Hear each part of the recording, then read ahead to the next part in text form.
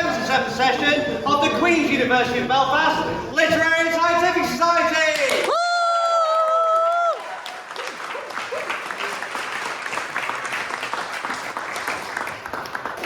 It's wonderful to see so many of you assembled this evening for our annual formal. We're here tonight to celebrate an extraordinary year for the Literific. And so it's fitting that this year's Conversazione has a record attendance. Woo!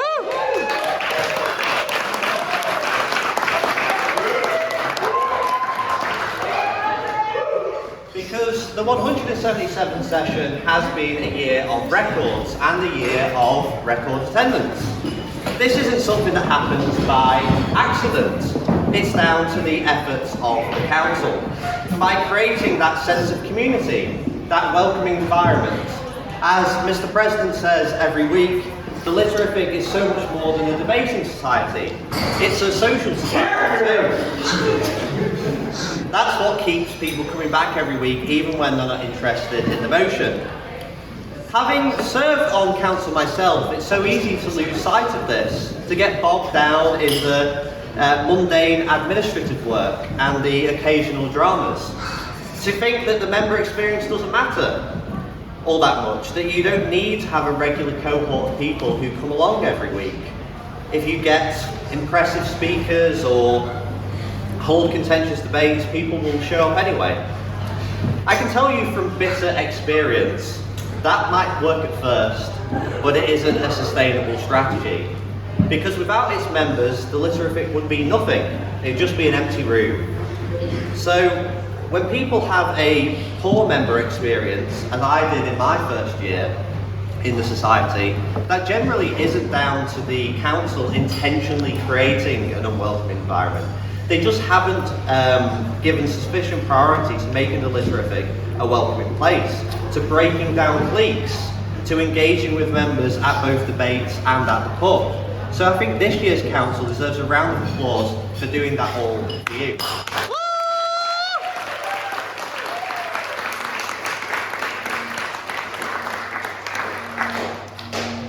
I've seen many iterations of the Literific, and each year has had its own merits. But for those of you who joined this year, I don't think you realise how this year has been quite out of the ordinary. Some years have had a large engaged membership and some fantastic debates. Some years have had a great sense of community and a fun, welcoming environment. Some years have had regular training workshops and successes in competitive debating. Some years have had collaborations with other societies and seen us host our own IB. Some years have had events that have pushed the boundaries of what the Literific can achieve. But rarely has a single year had all of these in one. And there is one man in particular who deserves a huge amount of credit for overseeing all of this, for putting in the time, the effort, the dedication to deliver this for you. The one, the only, the president of the 177th session, Mr. Devenney.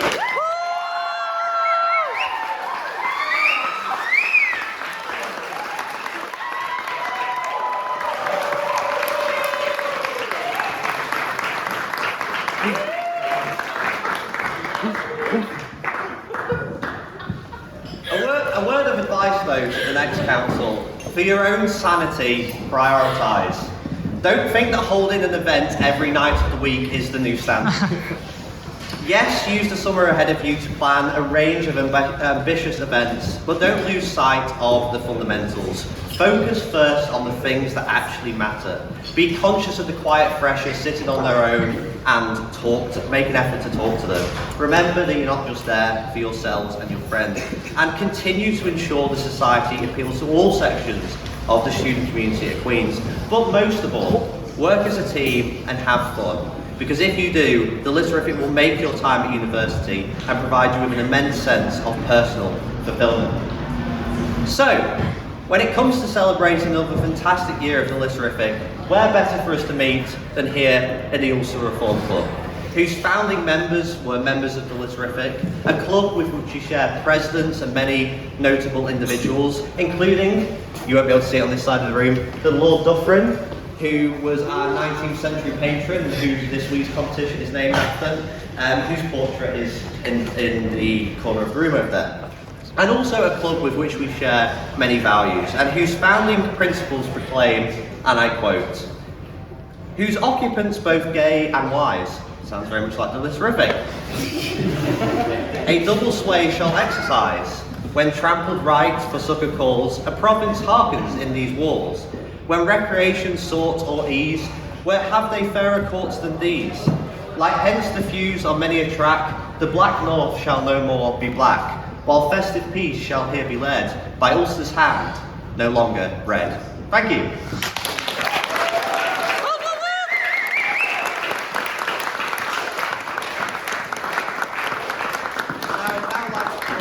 Madam President-elect Beth Lynam to make an introductory reading.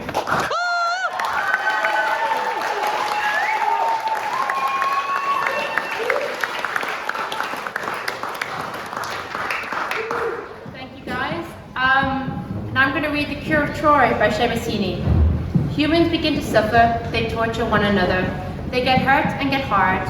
No poem or play or song can fully right a wrong, inflicted or endured. The innocent in jails beat on their bars together.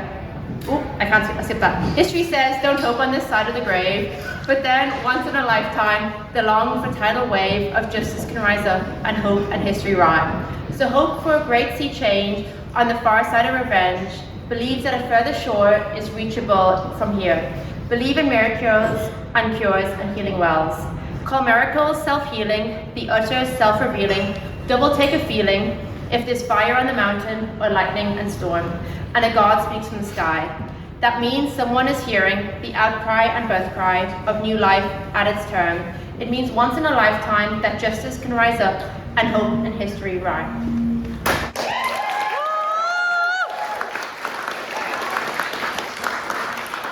I'd like to give a toast to absent friends who couldn't be here. To absent friends! I think Calvin's next. No, we eat. Hooray! Good evening, everyone. Thank you all very much for coming along to our annual Conversazione this year. Before I begin, I just want to thank you yet again for being here and supporting the society. Thanks to Calvin and Ryan as trustees for their work in shaping this evening, and to President Devenney, wherever he may be, for all the work that he's done this year, but also in supporting this evening, and indeed for all of you for achieving record number, and those who are taking pictures, which has changed between Ray, Michael, Calvin, and everyone else, I think. So, I wasn't too sure exactly what I was going to say before I came here today, but as I was patting down my jacket, so I got a new suit today. Well, it's new to me, but it's actually 1950s Regent Street. And I was panning it down over the weekend, and inside it I found these. Now, you're all too young to know, well, Cormac might remember, but these are, broadly speaking, too young for you to remember, but they're safety matches. They're Bryant and May safety matches from the 1950s. They're still unopened. And that means someone bought these along with this suit, put them in the ticket pocket, and never used them about 75 years ago. And it kind of got me thinking about my general interest in history and why I value the society so much as I value this institution itself. We stand here in an institution that was first opened its doors on New Year's Day 1885, over 140 years ago. Then the third of its kind, it is now the only one of its kind. The opening ceremony of inauguration was supposed to have been performed by the 8th Duke of Devonshire, now, or as it was then, the Marquis Hartington, but unfortunately it was delayed because he, of all people, Beth, he was detained in Dublin by a feverish cold. And so they had to delay it until the Easter recess, and the Marquis was supposed to return and do the opening ceremony. He then couldn't make it because of his Easter holidays, which he clearly misplanned, and it took an additional about 10 months or so to get him there, and eventually in November he was able to make it for the opening ceremony. However, when we think about that day, in the 5th of November 1885, when the club was doing its inauguration ceremony, only a month later would the Literrific be debating on the 8th of December. We would, at that time, have just completed our merger with the Junior Debating Society to form the Literrific, or the Literary and Scientific Society. And we would go on then, as we have done many times since, to debate, and I quote, the merits of Republican and monarchical government. So I thought a little bit more about history and the parallels that Ryan mentioned between this fine institution and our own.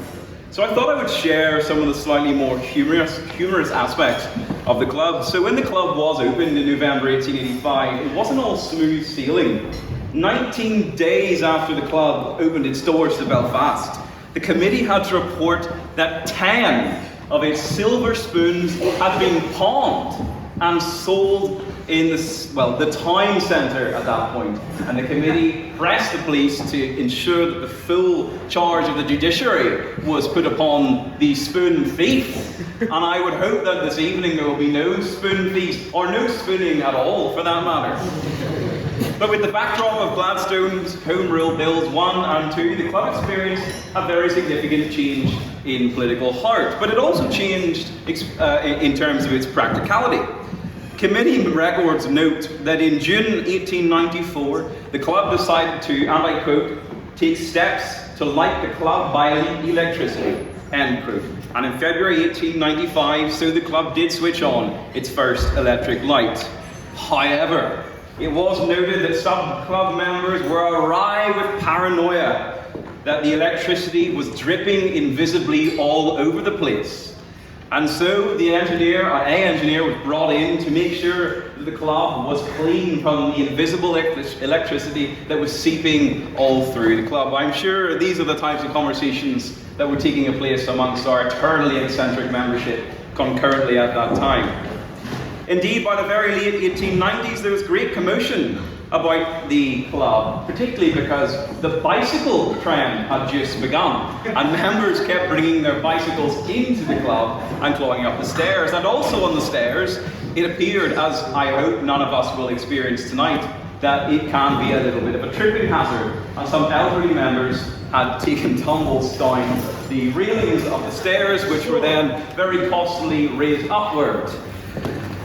And by the 1920s, I thought I would share with you one of the slightly stranger stories from a time of politics that I much preferred, when the club's eventual honorary secretary, F.H. Crawford, had expressed a particular passionate disposition against Gladstone's Home Rule Bill. He concocted a plan and proposed it to a member of the House of Lords to kidnap Gladstone and, in some Elizabeth Noblein fashion, abandon him on a lonely Pacific island with a supply of writing paper, an axe, and a library of literary classics. He did not receive any funding for his plan, but he would later go on to do very illegal things. By the 1920s, World War I had concluded and left an indelible mark on the province, not least our own society and the club itself. The membership of the club had suffered its casualties, and you can see 2 floors below in the reading room the list of those who served or perished. And at this point, the entire island of Ireland was on what King George said to James Craig was the brink of civil war.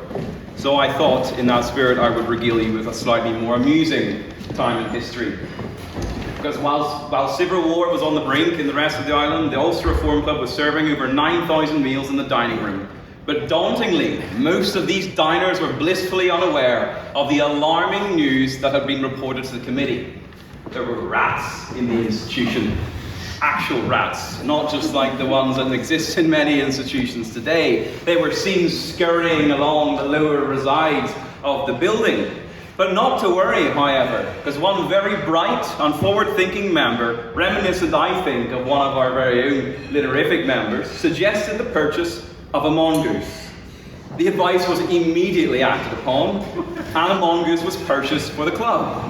Much to the dismay of the club, however, after a few days, the mongoose disappeared. Naturally, the club then purchased 2 mongooses, which was recorded in the minutes as mongeese. And thanks to the valiant effort of those little hunters, the rats were, in all sincerity, forced into defeat. And so after the purge of the mongoose and the rats, we then have World War II. Quite a contrast.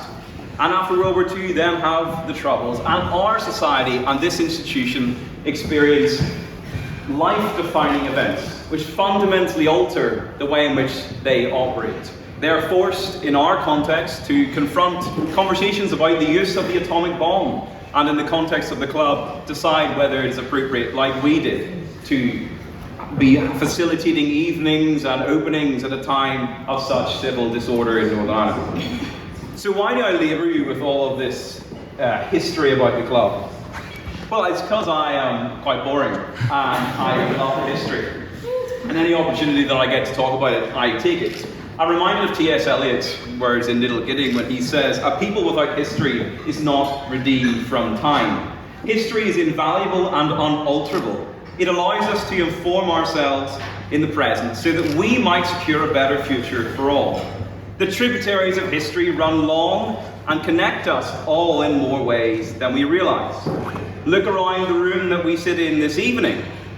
It was at one time, when constructed, the most special room in Ulster and the greatest billiard room on the island of Ireland. Think of the many hundreds of people who played billiard in this room. It's always remarked that it's conspicuously dark. That's precisely because the games that were being played were not meant for the light of day.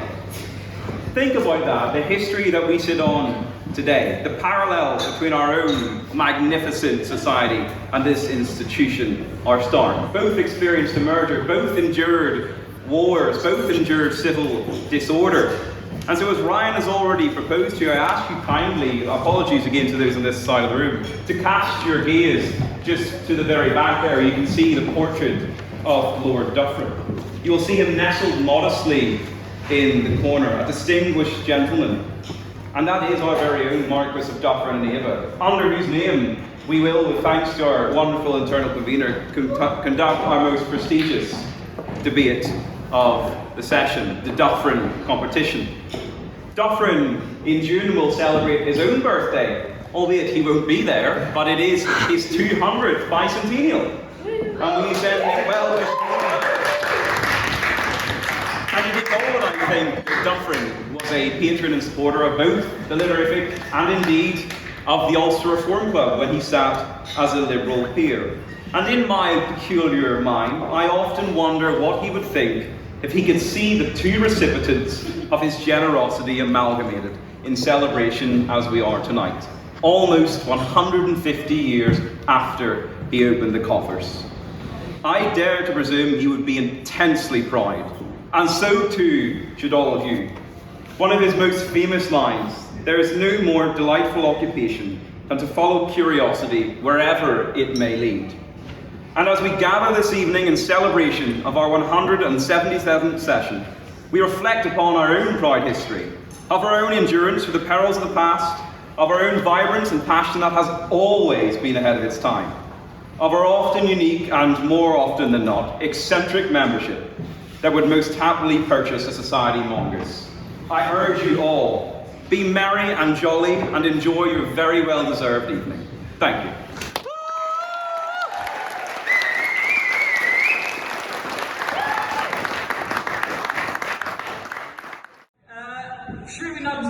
Say, Sláinte! And it was Adam, in the middle of a public bar, in his booming English voice, that piped up and said, "Oh, why don't we combine the two? That's a brilliant idea!" And I, to be honest, love it. And I appreciate that some people may find parts of the toast complicated, to say the least. But to me, the spirit of this toast is what is important. Now, or as in my life now, in your working life, in personal relationships, wherever you go, that spirit is compromise. You have two choices in life. You can either compromise with people you disagree with, or you can kill them. And we know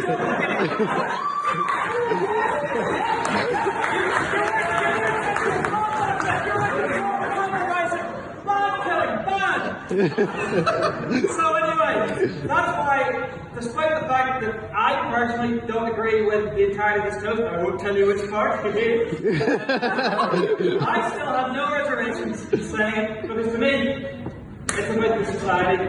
And Daniel, and Ray, and Baker, and Beth, and Ella, and Henry, and Matthew, and James, and Jack, and also Ryan. Did I miss anyone from Council before I move on? As I said, Matthew, they have all really made me proud this year, and it means a lot to me that this place that did a lot for me whenever I was younger and needed a place is still going strong and is still providing that place for other people who need it. So, grab a glass, raise it high, and say with me now, Sláinte the King! Sláinte the King! Thank you! Dessert!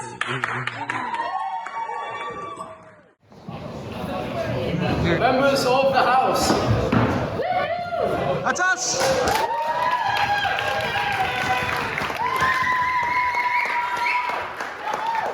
I am pleased to announce that for the very first time in our 175-year history, we have reached, along with the Literary and Debating Society in Cork and Galway and the Philosophical Society in Cork, a reciprocal relationship. It will mean that all student members of the Literific are given full associate membership of both Cork and Galway universities. It will also mean the creation of a new inter-varsity debate between our three colleges. It is one which excludes Leinster. It is one which...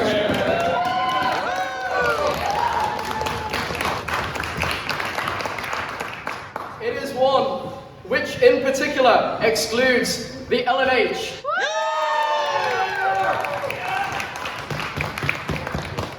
Members of the House, I am very pleased to announce the creation of the new tri-provincial partnership between Belfast, Cork and Galway.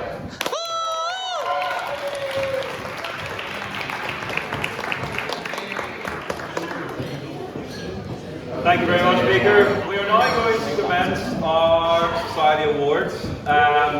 In previous years, sometimes people have made short speeches. We're going to ask that we don't do that because I have made quite a lot of awards. I have tried to include a broad section of the society. All of the council will be susceptible to some form of piece of paper, but I just need to find Devenney. So, speak up! Speak up! Maybe listen harder. Okay, so to kick off awards night, for all his wonderful services to peace building in this society, I'm going to award the David Trimble Award to Daniel Devenney for peace building and cooperation.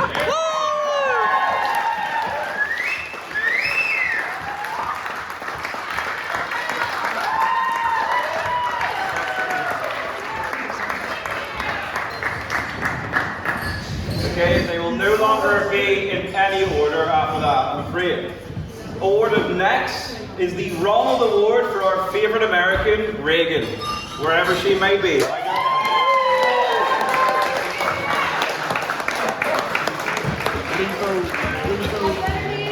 Particular award this evening because I was wrong last year. I texted you. Most people don't. I want to award the Elon Musk Award for the most normal South African to Elliot Dixon.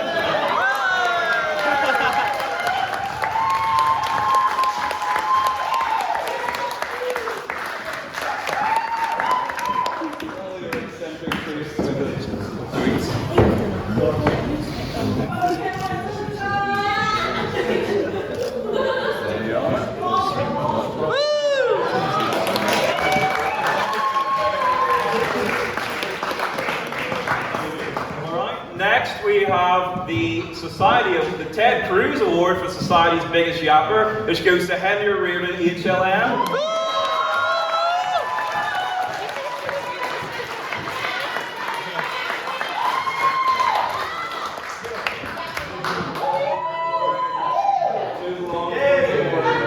Questions of it all.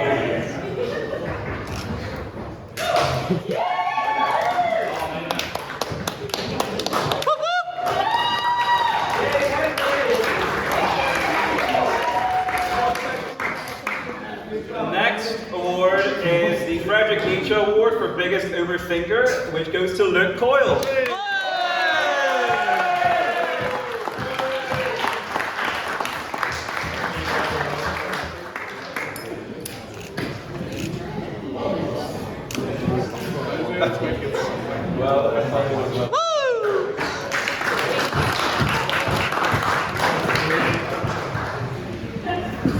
I'll do that one.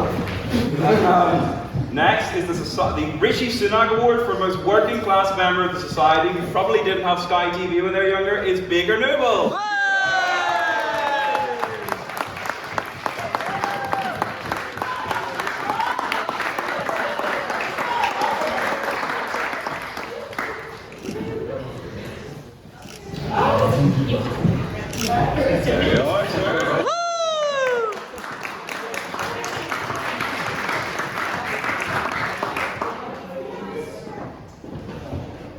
Next is the Society Employability Award for most likely society member to actually get a job after uni, and that goes to Ash.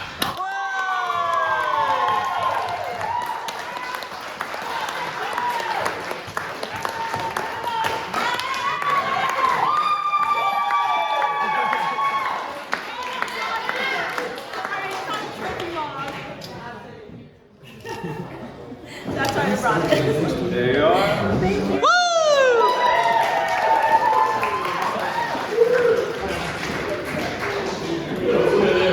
After that, we have a slight personal touch in this one, but we was owing on my admiration is the Admiral Nelson Award for the most battle-ready vocabulary, and that goes to Elizabeth Noble.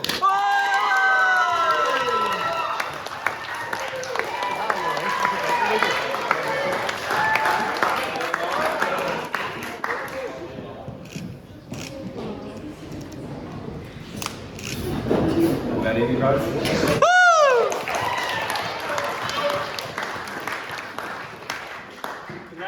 Is a very often used award, but we've changed the name this year. It is the James Craig Award for Staunchest Unionist in Society. It goes to Owen O'Neill.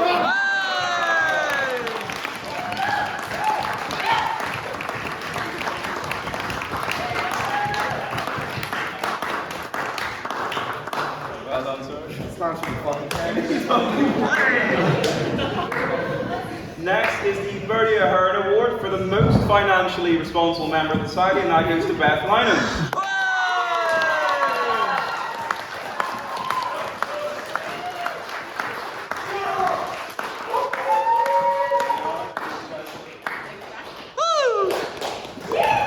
Next is the Edward Carson Award for, Beth's probably surprised she got away with this one, but for biggest society West Brit is Alan McMullen.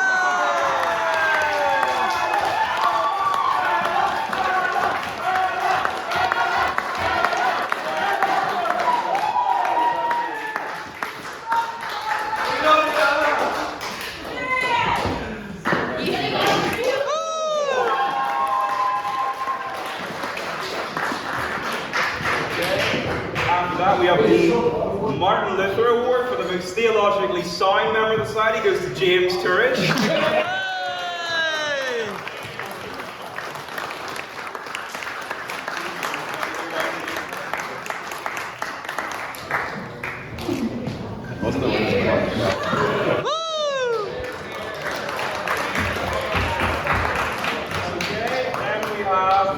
Dominic Cummings Award for Greatest Society Spin Doctor Resignation goes to Mr. Ryan Hoey.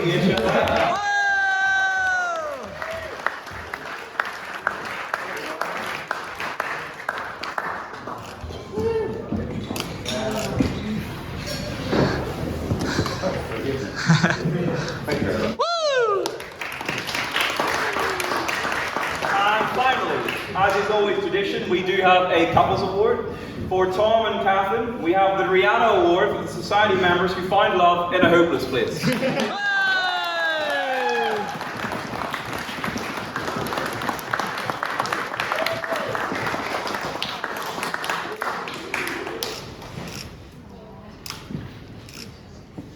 Great.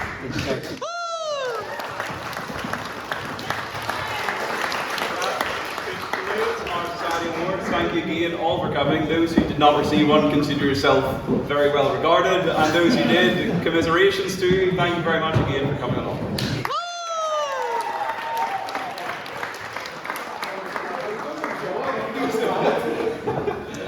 Jack!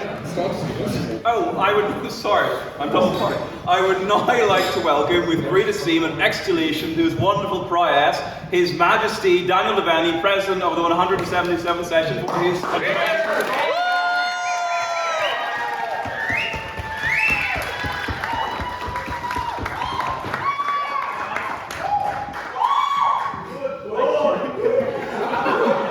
Members of the House, it is my pleasure as President of the 177th session of the Literary and Scientific Society to welcome you all here to this fine establishment, the Ulster Reform Club, for what is the premier event in the Literary calendar, the Conversazione. And what a year it has been. This society has been going from strength to strength. We've set record attendances in our weekly debates, our Lit Talk series, our annual Christmas dinner, our ATM, and also the Conversazione, which you join me for tonight. And by the way, please make sure to hang around after this address to make memories in this building. Join us for our iconic photo on the stairway, because that is what it means to truly be a Literifican. We also made our presence felt on campus, launching new initiatives such as the Grand Campus Tourney, the Muriel Campbell Women's Subcommittee, and the Fiterific, which have all led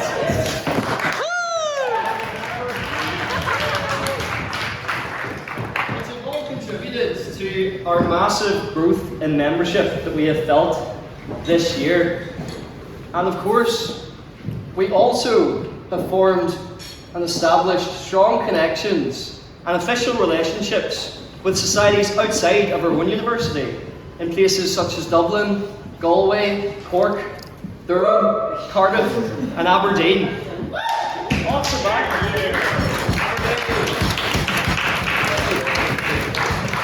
Off the back of these strong alliances that we have forged, we saw success competing in inter-varsity competitions. They're on track to compete in a record 15 by the end of the year, and of course, we brought back the QV Open in what was the biggest.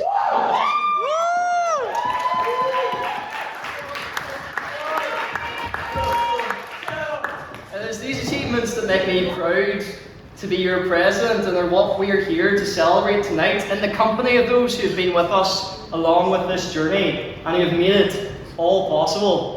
I see you all very finely dressed, I must say, in your suits and dresses and enjoying the wine. You could say you're in your element, which is the scientific part of our society. Satisfied. But I must pair the literary with the scientific. I have produced a poem which I would like to perform for you all now, which is entitled What the Lyrific Means to Me, a Lit and Terrific Society.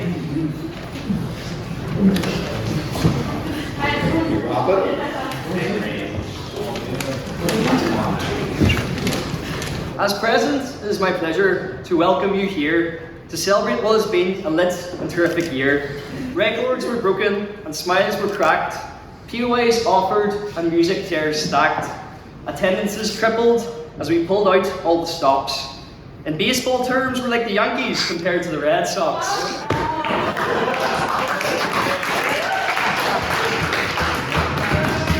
And whilst I could go on quoting figures and stats, the lyric means so much more than just that, which is why I've decided to write this poem where I can use my funny accent to rhyme things with phone.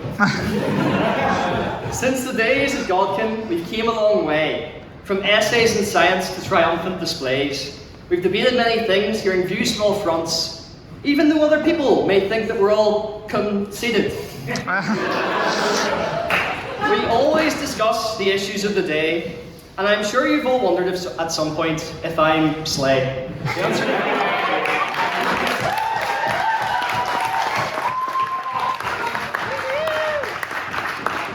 that was yes, by the way.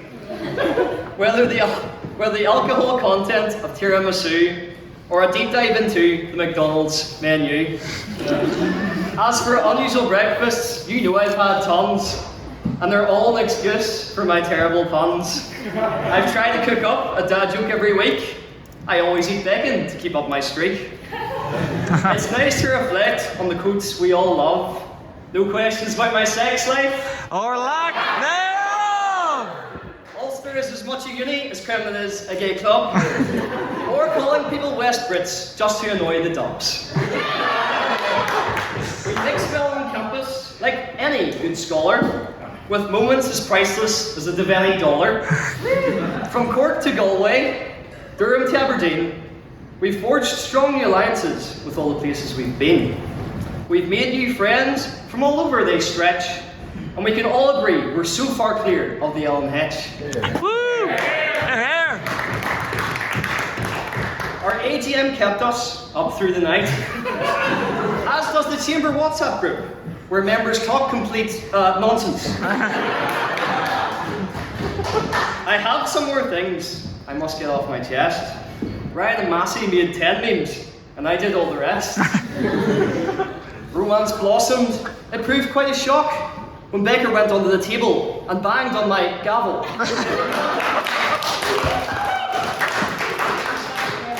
From NBC to Lanyon, we've been all over Queens as one of the most active societies it seems. We welcomed archbishops who talked about heaven, and Dr. McAleese hit us all with 6-7. As you've all shown tonight, dressing up as a banker, like when I was Claudia, Mr. Claus, and a referee. And for the traders' debate, it was plain to see that my tan was as dodgy as Elliot's family tree.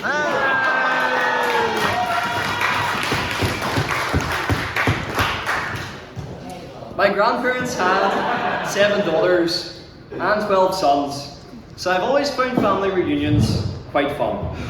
And it must be said, as it's so very true, that I felt the same way in my meetings with you.